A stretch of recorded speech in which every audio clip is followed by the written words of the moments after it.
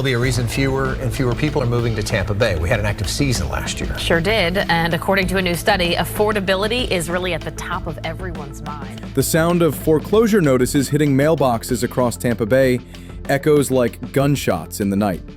What was supposed to be Ron DeSantis' crowning achievement, his golden ticket to presidential glory, has turned into a nightmare of epic proportions.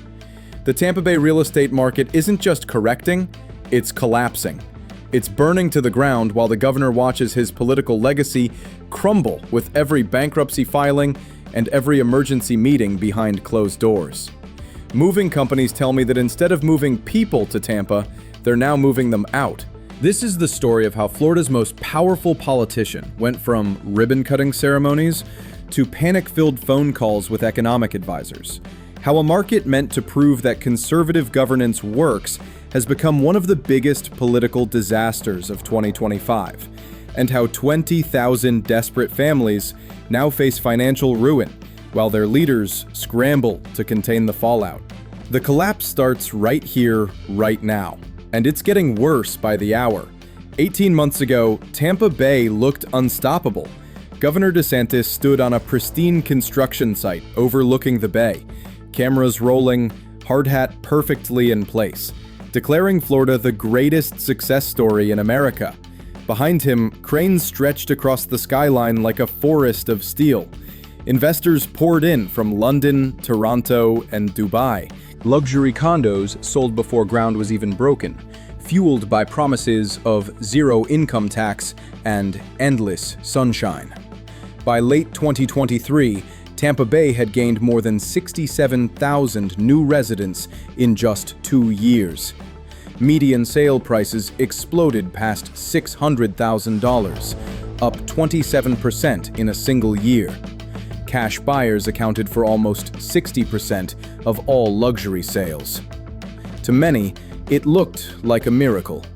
To economists, it looked like a bubble waiting to burst.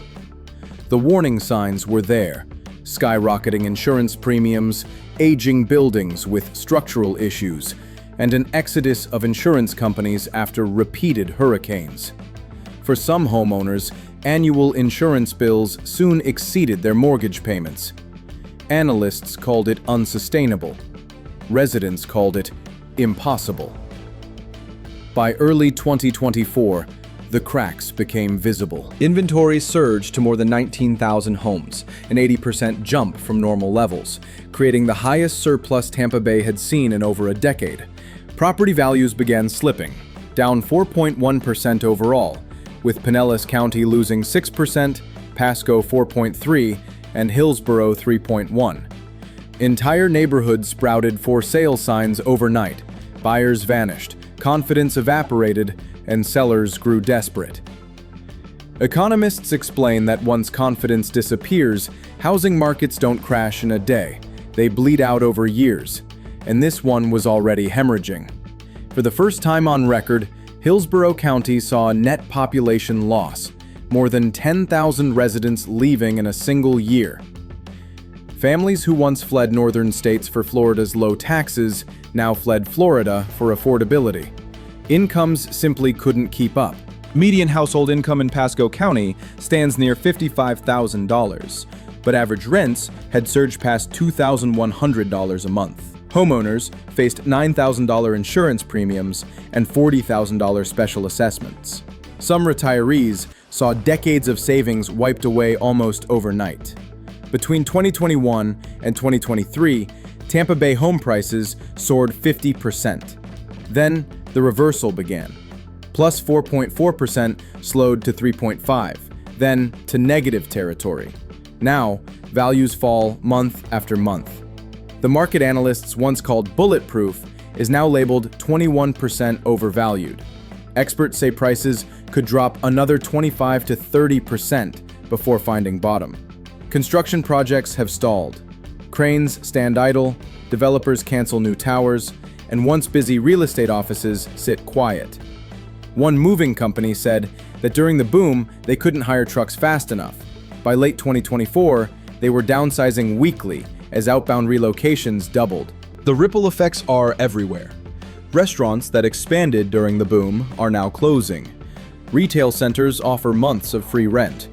Schools that hired teachers for expected growth are now cutting staff as families depart.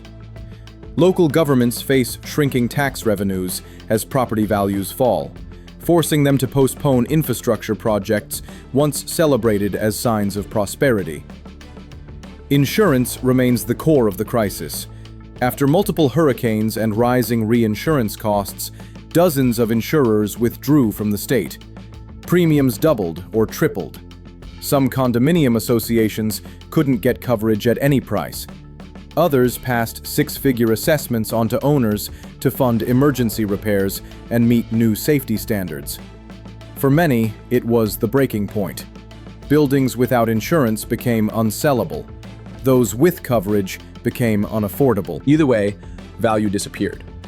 For ordinary families, this is not an abstract market correction. It's a human disaster.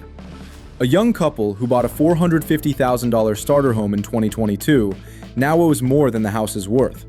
They can't sell, can't refinance, and can barely afford insurance and taxes. Multiply that by thousands, and you begin to see the scale of the collapse. Economists warn that housing downturns like this ripple outward into regional recessions, spreading from construction to retail to public budgets. Critics argue that Florida's housing policies prioritize short-term speculation over long-term stability. Developers built faster than infrastructure could keep up, while state incentives drew investors instead of sustainable homeowners. When the national economy tightened, Tampa Bay's inflated prices had nowhere to go but down. Tampa Bay has seen this before. After the 2008 crash, prices plunged nearly 50% over 5 years. Foreclosures blanketed entire neighborhoods, leaving ghost subdivisions and financial scars that took a decade to heal. For political leaders, the implications are enormous. Florida's housing boom was held up as proof that conservative economic policy could create endless prosperity. But for families on the ground, restoration feels far away. They see for sale signs where playgrounds used to echo with laughter. They see darkened condo towers that once symbolized wealth. They see the dream of Florida prosperity slipping into the Gulf along with their savings. Analysts say recovery will take years. Residents hope it comes sooner. This is how a real estate boom turned into one of the most painful busts in modern Florida history. A story of optimism, overreach, and the heavy cost of ignoring warning signs. And as families fight to rebuild and leaders search for answers, one thing is certain: this collapse is far from over. Stay aware, stay informed, and if you want to keep following